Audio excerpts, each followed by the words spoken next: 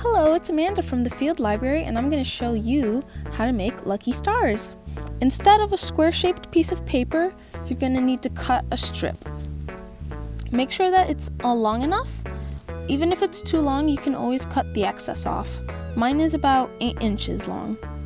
Now, starting at the top, you're going to want to tie a knot. So we're going to take this piece, and we're just going to make a loop.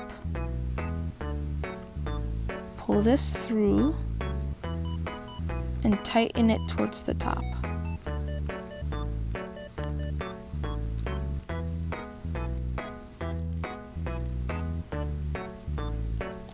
Now you're going to take this piece right here and you're just going to tuck it in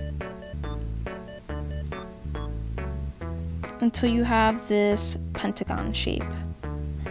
Now you're going to take this bottom piece and you're going to start wrapping it around the pentagon.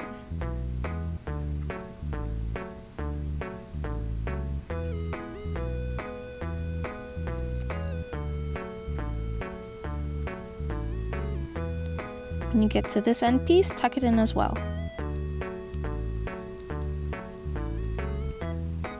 Now, this is the tricky part. You're going to want to take your nails and you're going to pinch each corner on the side.